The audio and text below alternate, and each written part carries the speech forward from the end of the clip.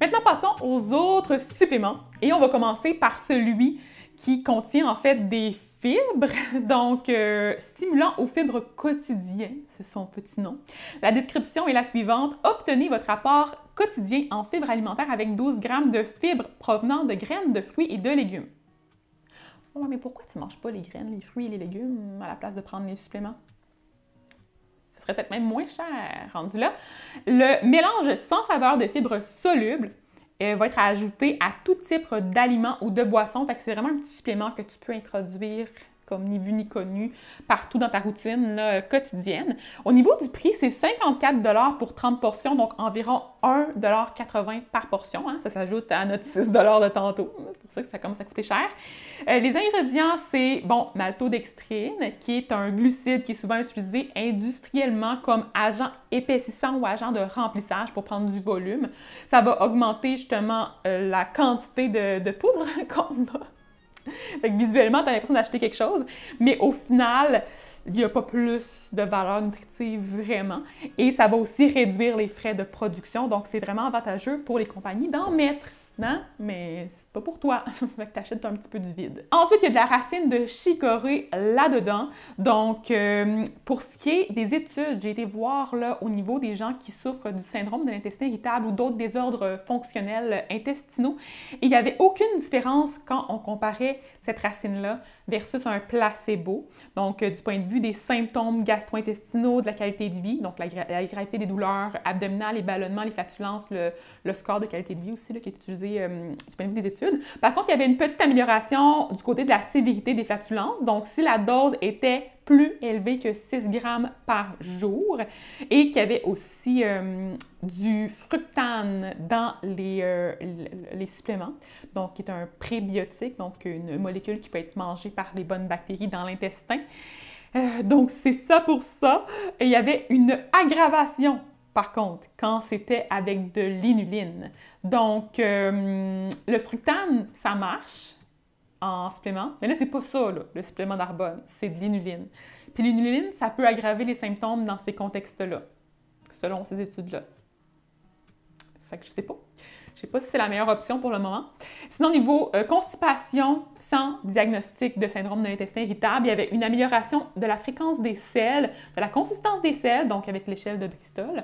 Et il y avait également une accélération du temps de transit et il y avait une amélioration du point de vue de la dureté des selles, donc qui était moins dure, justement. Puis il n'y avait pas d'amélioration du point de vue des douleurs abdominales et des ballonnements. Au niveau de la santé du cœur, il y avait une réduction du point de vue du cholestérol qui est un peu plus moins intéressant pour notre santé. Et il y avait également une amélioration du taux de bon cholestérol et du contrôle de la glycémie, seulement par contre chez les patients qui avaient le diabète de type 2.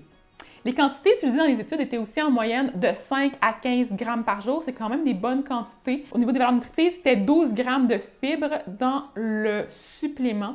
Donc, il y avait également, par contre, des fibres qui viennent de la pectine de pomme, des fibres d'orange, des fibres de betterave, des fibres d'agrumes. Ça, c'est toutes des fibres isolées, solubles, donc intéressantes là, pour, par exemple, la santé cardiovasculaire, souvent. Là, mais tu sais, tu pourrais les manger à travers ton alimentation. Là. Je veux dire, pour le moment, je suis pas impressionnée, puis je pense pas nécessairement que ce soit nécessaire, à part dans certains cas médicaux plus précis et avec une supervision, bien sûr. Ah, et avant de terminer là-dessus, il y avait quand même un conseil d'Arbonne qui était assez approprié. Une chance que c'était là, parce que sinon, ça pourrait être quand même un petit peu dangerous. Donc, ça disait, pour de meilleurs résultats, n'oubliez pas que le corps de chacun est différent. Ouais, c'est vrai. Au début, vous pourrez constater qu'une augmentation progressive aidera votre système digestif à s'adapter plus confortablement. Commencez avec un quart à une demi-mesure par jour, puis augmentez progressivement la quantité jusqu'à ce que votre corps s'y habitue.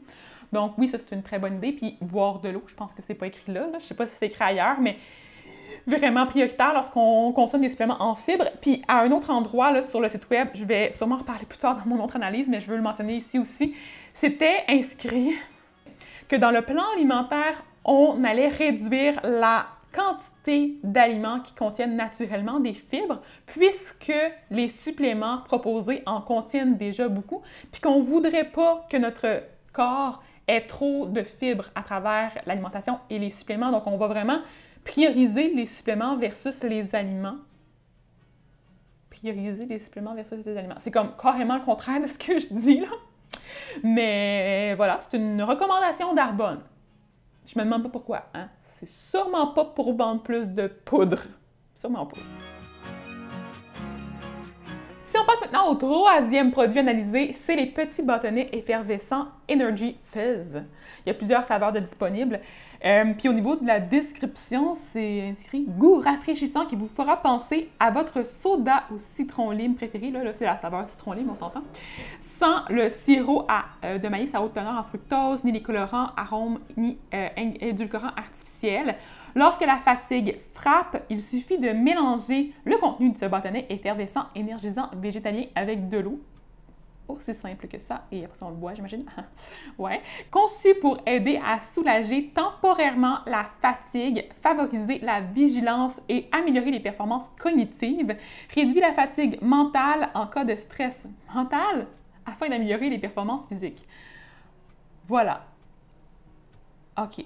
Sinon, pour ce qui est du prix, c'est 67 $ pour 30 portions, donc ça équivaut environ à 2,24 $ par portion si on n'est pas dans la compagnie Arbonne. Si on est un distributeur, ça nous coûte 53,60 $. Donc, rappelons-nous qu'une tasse de café, ça coûte environ 10 à 15 sous à faire là, à la maison, là, si on n'achète pas un café là, super haut de gamme, un café moyen de gamme.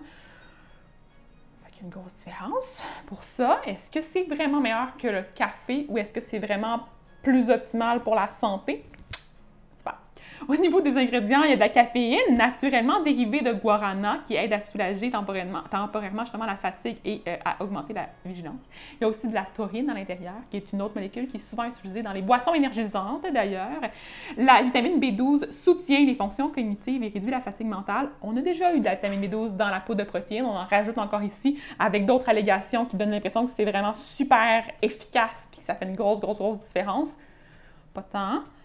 C'est sûr qu'à long terme, une déficience en vitamine B12, ça peut être problématique du point de vue de la cognition. Mais sinon, c'est ça.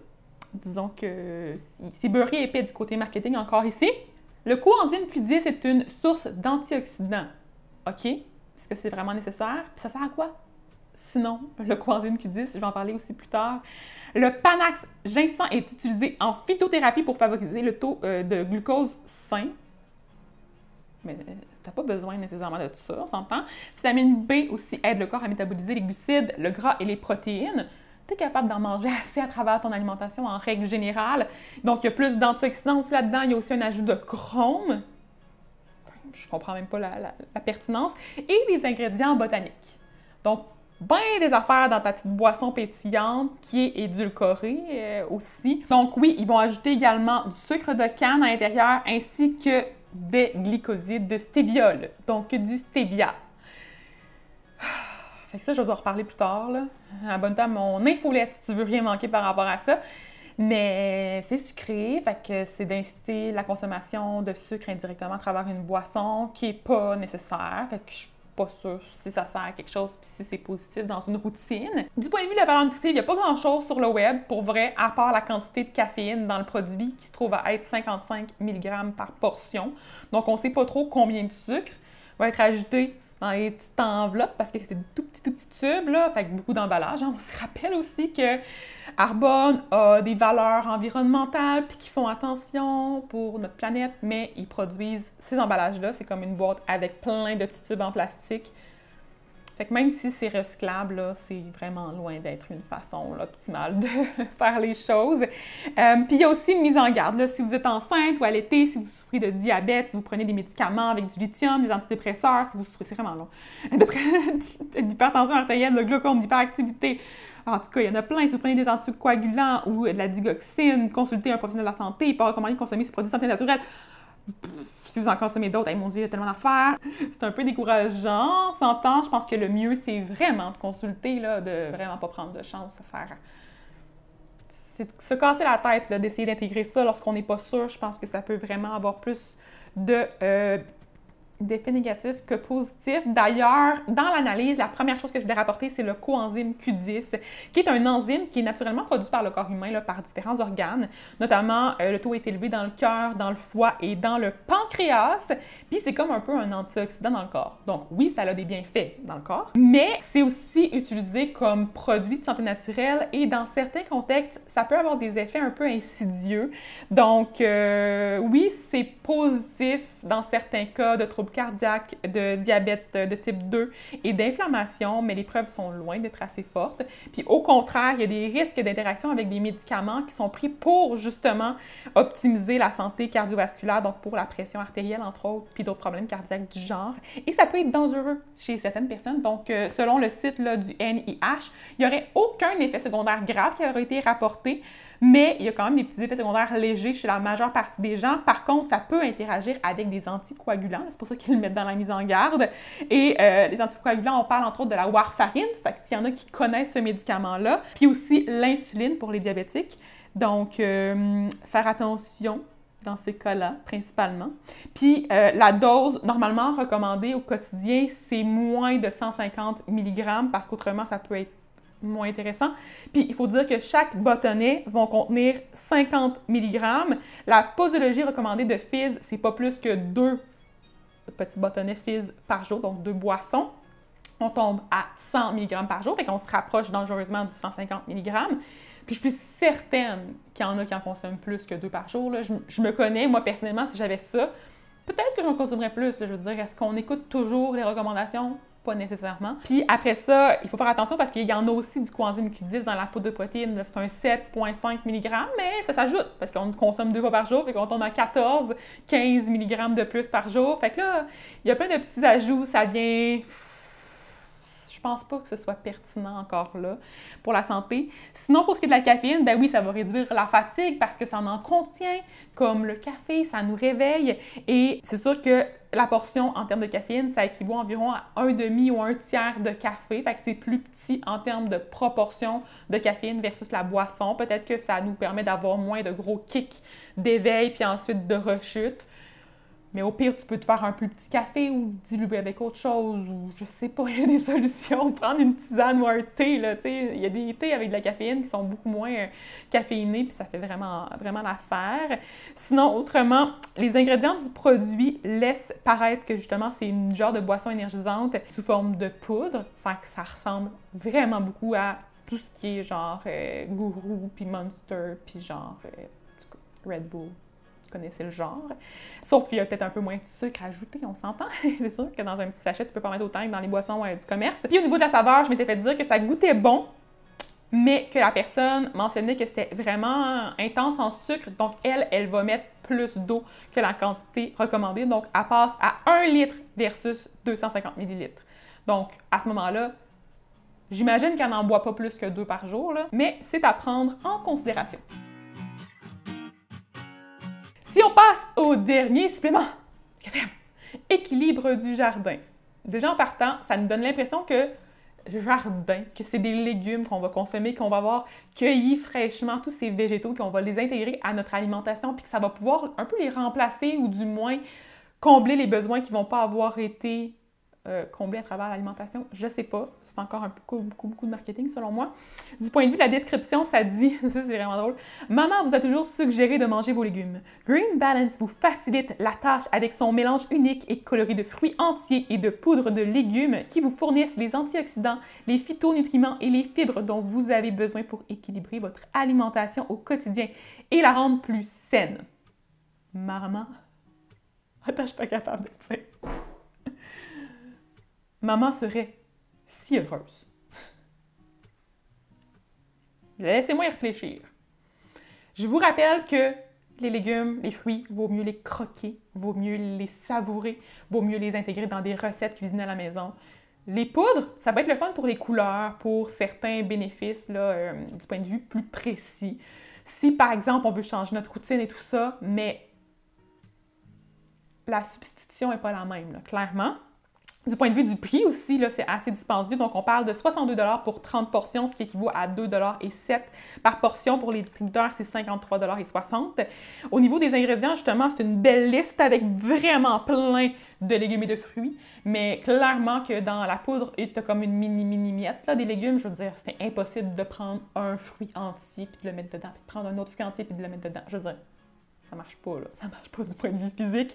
Donc, je vais lire quand même la liste, mais pas au complet parce que c'est quelque chose. Mais ça commence avec de l'inuline, justement, qui est une fibre nouvelle. Donc, les fibres proviennent probablement principalement de là. Puis, comme j'ai dit plus tôt, les fibres de type inuline ont des bienfaits dans certains contextes, mais pas dans tous les contextes, et ils peuvent avoir des effets aggravateurs de des symptômes chez les gens qui souffrent de syndrome de l'intestin irritable. Donc, il faut faire attention à ça.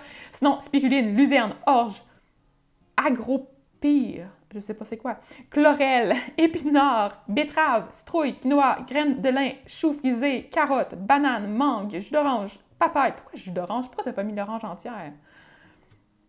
Et ça continue comme ça, encore et encore et encore. Valeur nutritive, 30 calories, 5 g de glucides, 3 g de fibres, 1 g de sucre, 2 g de protéines. Pas beaucoup de sucre, j'imagine qu'on va vraiment prélever la partie fibre et la partie protéique, où il y a juste plus de légumes que de fruits, où il y a juste vraiment des micro-quantités de fruits. Je sais pas comment ça fonctionne, mais selon moi, ça fait pas bien de sens.